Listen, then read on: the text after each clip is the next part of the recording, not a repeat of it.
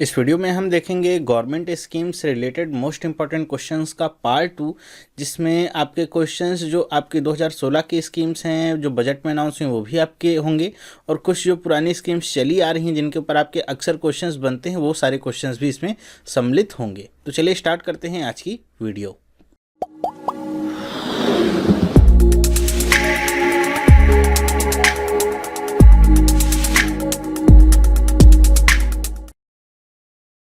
Hello, मेरा नाम चंद्रहास है। स्टडी स्मार्ट में आपका स्वागत है। दोस्तों, most important questions on government schemes का ये पार्ट 2 है। पार्ट 1 मैंने आपको पहले ही दिया हुआ है। अगर आपने नहीं देखा है तो आप जाके देख सकते हैं इसके एक दिन पहले की वीडियो, या फिर जो स्टैटिक जीके की वीडियो है उसकी प्लेलिस्ट में आपको उसका पार्ट 1 मिल जाएगा। इसमें हम टोटल 20 क्वेश्चंस को देखेंगे जो कि बहुत इंपॉर्टेंट हैं। कुछ एलोकेशंस पे भी बेस्ड हैं क्वेश्चंस। आपके एग्जाम में आते हैं क्वेश्चंस कि कौन सी स्कीम को कितना रुपया एलोकेट किया गया है, वो सारे क्वेश्चंस भी यहाँ पे मैंने सम्मिलित किए हैं। तो ध्यान से देखिएगा और कोशिश करिएगा कि जो क्वेश्चंस मैं यहाँ पे प्रोवाइड कर रहा हूँ गवर्नमेंट स्कीम्स को, इतना तो आप एकदम पढ़ के ही जाइए अगर आप मेंस एग्जाम के लिए या फिर किसी इंटरव्यू के लिए जा रहे हैं तो चलिए स्टार्ट करते हैं। पहला क्वेश्चन क्या है, what is the aim of Shram Suvidha portal launched by government. कि हमारी यूनियन गवर्नमेंट ने एक पोर्टल लॉन्च किया है। क्या नाम है उसका? श्रम सुविधा पोर्टल। तो आपको बताना क्या है कि इसका एम क्या है, किस उद्देश्य के तहत ये लॉन्च किया गया है। तो इसका उद्देश्य क्या है? तो इसका उद्देश्य है single compliance filing for factories. मतलब ये आपका एक तरीके से श्रम मंत्रालय की तरफ से लॉन्च किया गया है, जहाँ पे आपको एक ही जगह पे पोर्टल आपको मिलेगा, चाहे वो आपका लेबर से रिलेटेड हो, चाहे एम्प्लॉयमेंट से रिलेटेड हो, किसी भी तरह का आपका कंप्लायंस होगा तो वहीं पे आपको एक जगह पे ही सारी चीज़ें आपको मिल जाएंगी देखने के लिए। तो उसके लिए ये आपका पोर्टल लॉन्च किया गया है। इसका नाम क्या है? श्रम सुविधा पोर्टल। नेक्स्ट बात करते हैं, विच of the following programme aims at the promotion of saving among rural women. कि रूरल वुमेन जो है, मतलब जो ग्रामीण इलाके की जो औरतें हैं, उनके अंदर जो सेविंग की भावना है उसको और ज़्यादा बेहतर करने के लिए या उसे और बढ़ाने के लिए कौन सा प्रोग्राम स्टार्ट हुआ है। तो ज़्यादातर लोग जन धन योजना इसके लिए लाते हैं, लेकिन जन धन योजना का जो उद्देश्य केवल किसी खास इलाके या किसी खास तबके के लिए नहीं है, मतलब केवल वुमेन के लिए, ग्रामीण क्षेत्र के वुमेन के लिए ऐसा नहीं है। यहाँ पे एक स्पेशल स्कीम है जो केवल ग्रामीण इलाके में रहने वाली औरतों के लिए है। उसका नाम क्या है? तो उसका क्या नाम है? महिला समृद्धि योजना। तो इसको आप याद रखिएगा। ऐसे भी क्वेश्चन आ सकता है कि महिला समृद्धि योजना जो है वो किस लिए, इसका उद्देश्य क्या है इसको लागू करने का, लॉन्च करने का। तो इसका क्या उद्देश्य है? It will promote savings among rural women. की मतलब जो रूरल वुमेन है उनके बीच में सेविंग की जो भावना है उसको प्रमोट करेगी। नेक्स्ट क्वेश्चन देखते हैं क्या है। अब इसके बारे में हमने पढ़ा था सबला स्कीम, पिछले वीडियो में मैंने बताया था। सबला scheme covers which age group of women. कि सबला स्कीम के तहत जो आपकी औरतें हैं या लड़कियां करें, जो भी कह ले, मतलब फीमेल के लिए आपका यूज हो रहा आइटम, उसमें कौन से एज ग्रुप की फीमेल्स आती हैं। करेक्ट क्वेश्चन तो ऐसे बनना चाहिए था कि कौन से एज की फीमेल्स आती हैं। तो वो एज ग्रुप क्या है उनका?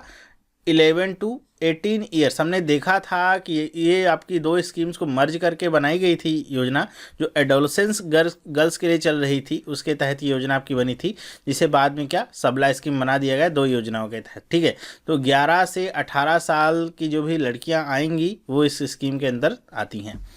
नेक्स्ट बात करते हैं, national rural employment guarantee act. ठीक है, या जिसे हम शॉर्ट में क्या कहते हैं, नरेगा या फिर मनरेगा भी कहते हैं। ठीक है, मनरेगा महात्मा गांधी का नाम जोड़ दिया आगे, तो इसका क्या नाम हो गया? मनरेगा। लेकिन ये जो एक्ट है क्या है? National rural employment guarantee act है।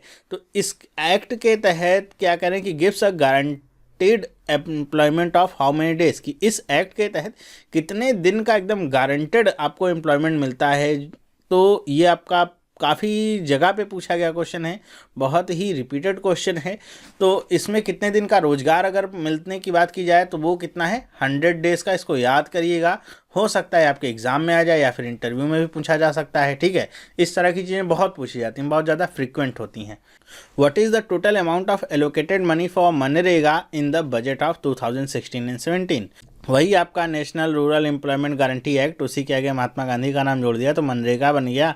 तो इसमें कह रहे हैं कि 2016-17 का जो बजट था उसके तहत यहाँ पे कितना रुपए एलोकेट किया गया इस स्कीम को। तो वो आप, ये क्वेश्चन भी बहुत ज़्यादा पूछा जाता है मनरेगा स्कीम से रिलेटेड, कितना पैसा एलोकेट किया गया। तो ये कितना पैसा था आपका 38,500 करोड़ रुपए इस मनरेगा स्कीम को दिए गए हैं 2016 और 17 के बजट में।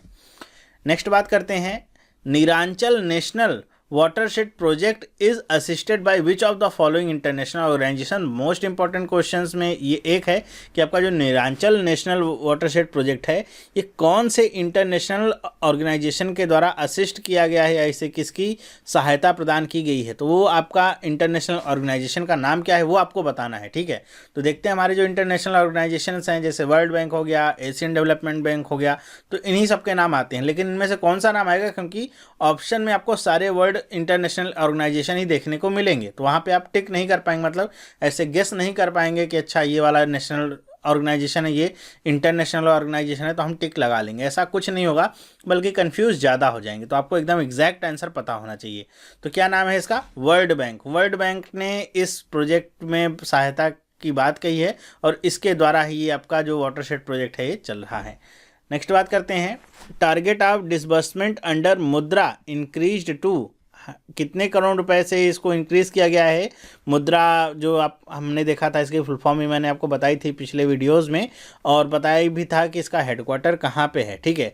इसके तहत आपका लोन भी दिया जाता है। आपसे ऐसे क्वेश्चन बन सकता है, इसके तहत जो आपका मतलब सुविधा उपलब्ध कराई जाती है मुद्रा की, वो कितने कैटेगरी में उसको बांटा गया है। तो आप बता सकते हैं, अगर आपको पता है मुझे आप कमेंट करके बताइएगा कि इसके तहत कितने कैटेगरी में बांटा गया है, उनके नाम बताएंगे तो और भी अच्छा होगा। तो इसमें जो टारगेट है वो कितना बढ़ाया गया है, ये आपसे बात की जा रही है, तो वो कितना है 1.8 लाख का ये आपका जो टारगेट, ये 1.8 लाख, यहाँ पे आगे देखिए क्या लिखा, करोड़, इतने का जो डिसबर्समेंट का जो टारगेट है उसे इंक्रीज किया गया है मुद्रा के तहत, ठीक है। नेक्स्ट बात करते हैं, will be listed in the stock exchange. अब आपसे पूछेगा कि कौन यहाँ पे स्टॉक एक्सचेंज में लिस्ट होने वाला है, ठीक है, लिस्ट होगा। तो अगर हम बात करें तो यहाँ पे बहुत सारे बैंकों के यहाँ पे नाम आपको दे सकते हैं, ऑप्शंस में कुछ आपके कंपनीज़ के नाम दे सकते हैं, PSUs जो हैं उनके नाम दे सकते हैं। लेकिन अगर आपको पता होगा तो आप बता पाएंगे कि कौन लिस्ट होने वाला है। जनरल इंश्योरेंस कंपनीज़ के बारे में यहाँ पे बात हो रही है, तो ये आपको पता होना चाहिए, बहुत इंपॉर्टेंट क्वेश्चन है, ठीक है। ये सब 2016 और जो 17 का बजट का भाषण था हमारे वित्त मंत्री का, वहाँ से क्वेश्चन आपके निकल के आए हैं।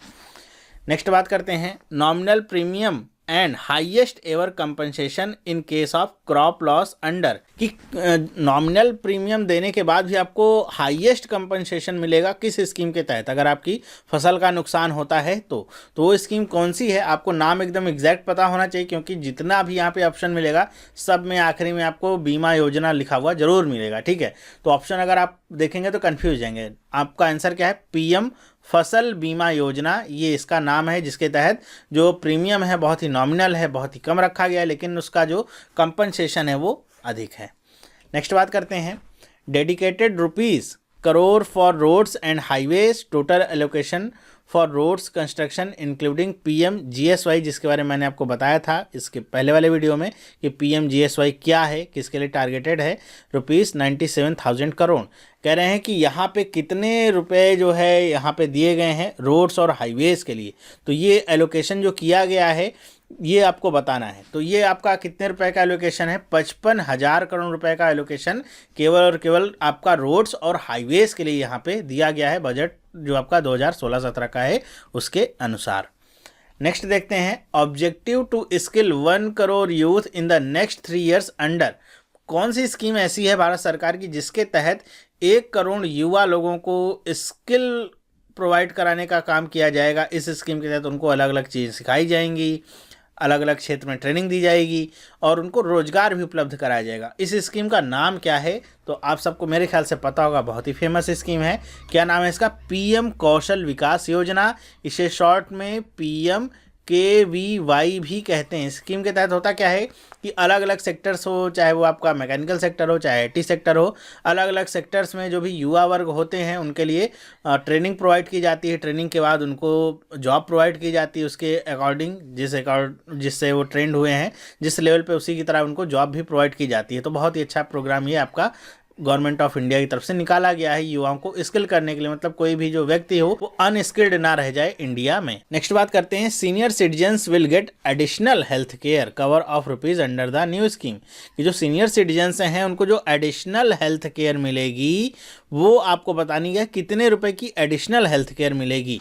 तो वो कितना है, वो आपका है 30,000 रुपीज़ की एडिशनल हेल्थ केयर मिलेगी नई स्कीम के तहत। नेक्स्ट बात करते हैं, ₹1000 crore allocated for new EPF scheme. मतलब जो न्यू EPF स्कीम है उसमें 1000 करोड़ रुपए आपके यहाँ पे एलोकेट किए गए हैं। तो एक तरीके से ये भी आप समझ सकते हैं कि EPF स्कीम में पूछा जा सकता है कितने रुपए एलोकेट किए गए हैं, तो आप बता सकते हैं 1000 crore rupees new EPF scheme में यहाँ पे एलोकेट किए गए हैं। पूछा क्या है, फुल फॉर्म ऑफ EPF। अब यहाँ पे फुल फॉर्म ऑफ EPF जब पूछा है आपसे तो यहाँ पे ऑप्शन में भी आपको बहुत कंफ्यूजिंग देगा। अगर आपको एकदम एग्जैक्ट आंसर नहीं पता है फिर इसका आंसर कैसे करेंगे, आप बहुत कंफ्यूज हो जाएंगे। इसका फुल फॉर्म क्या है, एम्प्लॉयज़ प्रोविडेंट फंड। कुछ लोग इसको एम्प्लॉयज़ पेंशन फंड भी कह देते हैं और ऐसे पढ़ ही लेते हैं। और ऑप्शन देखेंगे तो एम्प्लॉयज़ प्रोविडेंट फंड लिखा हुआ रहेगा, एम्प्लॉयमेंट प्रोविडेंट फंड लिखा रहेगा, एम्प्लॉयज़ पेंशन फंड लिखा रहेगा। ऐसे ऐसे आपको कन्फ्यूजिंग ऑप्शंस दिए रहेंगे। इसीलिए मैं कह रहा हूँ कि ये जो आपको वीडियोज़ दे रहा हूँ इनमें अगर आप ऑप्शन के भरोसे लेके चलेंगे तो केवल आप गलत ही करके आएंगे। अगर आपको एग्जैक्ट आंसर पता है तो केवल आपको वो ढूंढना होगा कि वो कहाँ पे लिखा हुआ है, ना कि ऑप्शंस में जाके कंफ्यूज होना होगा। ठीक है, नेक्स्ट देखते हैं क्या है, स्वच्छ भारत अभियान एलोकेटेड रुपीज़। स्वच्छ भारत अभियान जो हमारा चल रहा है गवर्नमेंट ऑफ इंडिया की तरफ से, उसको कितने रुपए एलोकेट किए गए हैं इस बार के बजट भाषण में। तो एलोकेशन कितने का हुआ है, 9000 करोड़ रुपीज़ एलोकेट किए गए हैं। ठीक है, नेक्स्ट बात करते हैं, with which bank the government of India signed $300 million loan to support the government's flagship program, the National Urban Health Mission NUHM। जो NUHM भारत सरकार का प्रोग्राम है, कह रहे हैं कि कौन से बैंक के साथ उसने साइन किया है। $300 मिलियन का ये आपका लोन है, ये भारत सरकार को कौन से बैंक ने दिया है। तो ये आपको एकदम एग्जैक्ट पता होना चाहिए। आपको पता इतना जो बड़ा लोन होगा कोई ना कोई इंटरनेशनल बैंक ही या कोई इंटरनेशनल बॉडी ही भारत सरकार को प्रोवाइड करेगी। तो वो कौन है, तो वो कौन है, ADB, एशियन डेवलपमेंट बैंक। ठीक है, इसका हेडक्वार्टर कहाँ पे, सप्लीमेंट्री क्वेश्चन यहाँ से, हेडक्वार्टर कहाँ पे है ये आप याद करेंगे। इसका चेयरमैन कौन है वो आप इसको पढ़ सकते हैं। ठीक है, और इसमें कौन कौन से देश हैं जो मेन इंपॉर्टेंट रोल प्ले करते हैं वो आप इसको पढ़ सकते हैं। तो एशियन डेवलपमेंट बैंक के बारे में ये सारी जानकारी आप खुद से रखिए। नेक्स्ट बात करते हैं, name the scheme to empower the enable minorities youth. कि जो माइनॉरिटीज़ यूथ हैं, मतलब जो आपके माइनॉरिटीज़ के युवा वर्ग के लोग हैं उनको एम्पावर करने के लिए, स्किल करने के लिए कौन सी स्कीम चलाई गई है भारत सरकार की तरफ से। तो उस स्कीम का नाम है क्या, नई मंजिल। नई मंजिल स्कीम चलाई गई है। माइनॉरिटीज़ में आने वाले जो युवा वर्ग हैं उनको स्किल करने के लिए, एम्पावर करने के लिए ये स्कीम चलाई गई है। नेक्स्ट बात करते हैं, what is the new name of LED based domestic efficient lighting programme. जो LED based domestic efficient lighting programme है, जिसे शॉर्ट में डेल्प कह रहे हैं, वो आपका कौन सी स्कीम के तहत लॉन्च हुआ है। मतलब ये तो आप जानते होंगे, आपके आसपास भी बहुत सारी न्यूज़ यहाँ पे इससे रिलेटेड आई होगी कि आपके पास का जो भी बिजली घर होगा वहाँ पे आप जाएंगे तो वहाँ पे आपको सब्सिडाइज्ड रेट पे जो LED बल्ब्स हैं वो आपको प्रोवाइड किए जा रहे हैं। उस पर बहुत सारी स्कीम्स भी चल रही हैं कि आप उसे किस्तों में भी ले सकते हैं, बिजली के बिल में ऐड करवा सकते हैं। तो ये जो स्कीम है किसके तहत ये लॉन्च किया गया है प्रोग्राम, तो ये स्कीम का नाम क्या है, तो इस स्कीम का नाम है उजाला स्कीम। ध्यान रखिएगा, नाम क्या नाम है, उजाला स्कीम के तहत ये प्रोग्राम आपका चल रहा है। नेक्स्ट बात करते हैं, prime minister Narendra Modi has launched Setu Bharatam project to make all national highways free of national railways crossing by. अब आपसे पूछा गया है कौन से समय तक ये जो सेतु भारतम प्रोजेक्ट है ये कंप्लीट हो जाएगा आपका, और सेतु भारतम प्रोजेक्ट है क्या आपका ये भी आपको यहाँ पे बता दिया गया है। और इसको समझ के रखिए कि सेतु भारतम प्रोजेक्ट के तहत ऐसा प्रयास किया जा रहा है कि भारत के जितने भी आपके नेशनल हाईवेज़ हैं उनके बीच में कोई भी आपकी रेलवे क्रॉसिंग ना पड़े, मतलब दोनों की ट्रैफिक एक दूसरे से प्रभावित ना हो। तो ऐसी ये स्कीम सेतु भारतम चल रही है और इसको ख़त्म कब तक किया जा रहा है, मतलब कब तक सोच रहे हैं, भारत सरकार ने डेडलाइन डिसाइड की है। ईयर आपको बताना है तो वो ईयर है 2019। ठीक है, तो जो भी डेडलाइंस हैं वो सारी की सारी कम होती जा रही हैं। पहले इनको बढ़ाया जाता था डेडलाइंस को, 2020 2023 किया जाता था, लेकिन अब धीरे धीरे डेडलाइंस को कम किया जा रहा है, जो मेरे ख्याल से पहली बार ऐसा हो रहा है। नेक्स्ट बात करते हैं, prime minister Narendra Modi launch the national rurban mission, जिसके बारे में मैंने आपको पहले ही बताया था इसके पहले एक वीडियो में कि ये जो नेशनल रूरबन मिशन है इसको किस नाम से जाना जाता है और किस नाम से जाना जाता है। ये अगर आपने नहीं देखा है वीडियो तो पिछला वीडियो जरूर देखिएगा आप, ठीक है। इसी तरह अगर आपको इंटरनेशनल जो बॉडीज़ जैसे वर्ल्ड बैंक, अभी मैंने बताया एशियन डेवलपमेंट बैंक, IMF, इन सब के हेडक्वार्टर्स आपने नहीं देखे हैं या नहीं जानते हैं कैसे उनको याद करना है, तो उसकी भी वीडियोस मैंने स्टैटिक जीके वाले पार्ट में ही दी हुई है, तो वहाँ से जाके आप देख सकते हैं। कोई भी आपको टॉपिक सर्च करना है तो आप उसका नाम लिखिए, आगे स्टडी स्मार्ट लिख सकते हैं, तो उससे रिलेटेड जो भी वीडियोज़ होंगी मैंने अगर बनाई होगी तो आपको ऊपर ही मिल जाएगी, ठीक है। ये सबसे आसान तरीका है। तो कह रहे हैं कि ये जो आपका नेशनल रूरबन मिशन है, in which of the following state, कि प्रधानमंत्री ने नरेंद्र मोदी ने इस मिशन को कौन से स्टेट में लॉन्च किया। ये बहुत इंपॉर्टेंट क्वेश्चन ऐसे निकलते हैं कि अगर हाल ही में कोई नई नई स्कीम लॉन्च हुई हैं, जैसे आपका एग्ज़ाम अगर आपका दिसंबर में पड़ रहा है तो पिछले के 4 महीने में जो भी आपकी स्कीम लॉन्च हुई हैं, कौन से स्टेट में आपकी लॉन्च हुई हैं, किसने लॉन्च की, वो सारी चीज़ें बहुत आपके लिए इंपॉर्टेंट होती हैं, उनको पढ़ के रखिएगा, ठीक है। जैसे यहाँ पे पूछा गया कि ये स्कीम कहाँ पे कौन से स्टेट में लॉन्च हुई है, तो स्टेट का क्या नाम है, छत्तीसगढ़ में ये स्कीम लॉन्च हुई है।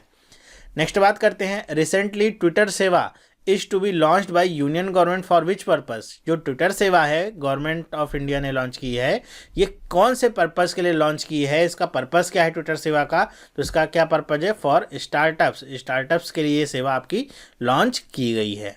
तो ये जो आपकी स्कीम है स्टार्टअप्स, मतलब जो नया बिजनेस स्टार्ट करना चाहते हैं कि नए क्षेत्र में उतरना चाहते हैं, उनके लिए टाइम बाउंड मैनर में ये सर्विस आपकी लॉन्च की गई है। किसी को कोई क्वेरी करनी है तो वो इस सर्विस के जरिए आपका गवर्नमेंट के किसी भी डिपार्टमेंट के थ्रू वो क्वेरी कर सकता है, उसको आंसर उसका मिल जाएगा। तो ये बहुत इंपॉर्टेंट है ट्विटर सेवा, किसके लिए है, फॉर स्टार्टअप्स। तो मेरे ख्याल से आपको ये समझ में आया होगा। मैंने अपनी तरफ से कोशिश की आपके लिए जो बहुत इंपॉर्टेंट क्वेश्चन हैं वो मैं एक एक सेलेक्ट करके लाऊँ यहाँ पे, खुद से मैं सेलेक्ट कर रहा हूँ इन सारे क्वेश्चंस को जो आपके एग्जाम में पूछे जा सकते हैं। धीरे धीरे करके मैं आपको ये सारी लिस्ट दूंगा। मेरे ख्याल से मैंने कल 25 क्वेश्चंस दिए थे, आज 20 क्वेश्चंस दिए। इन सबको आप पढ़ते रहिए, आपको कहीं ना कहीं ये जरूर पूछे जाएंगे, ठीक है। चाहे वो मेंस का एग्जाम हो चाहे इंटरव्यू हो, आपसे ये पूछे जरूर जाते हैं। तो ये वीडियो आपको कैसा लगा मुझे आप कमेंट करके बताइएगा कि आपको पसंद आया कि नहीं आया। अगर पसंद आया तो मुझे कमेंट करके बताइए, जिससे मेरा भी उत्साह बढ़ेगा आपके लिए इस तरह की और वीडियोस लाने के लिए, ठीक है। वीडियो अगर पसंद आए तो इसे लाइक करिए और अपने दोस्तों के साथ भी इसे सर्कुलेट करिए, शेयर करिए, उनके को भी बताइए कि क्या क्या आपके मेन इंपॉर्टेंट क्वेश्चंस हैं जो आपको कम से कम पता ही होने चाहिए, इनमें कोई भी कन्फ्यूज़न नहीं होनी चाहिए। तो इस वीडियो में बस इतना ही। अगर आप इस चैनल पर नए हैं, पहली बार इस चैनल को देख रहे हैं, तो आज इस चैनल को सब्सक्राइब कर लीजिए, जिससे इस तरह की जो वीडियोस हैं आपको मिलती रहेंगी और आपकी जो प्रिपरेशन है वो और अच्छी होती रहेगी। तो ये वीडियो देखने के लिए आपका बहुत बहुत धन्यवाद। अब हम मिलेंगे नेक्स्ट वीडियो में, तब तक के लिए have a nice day and bye.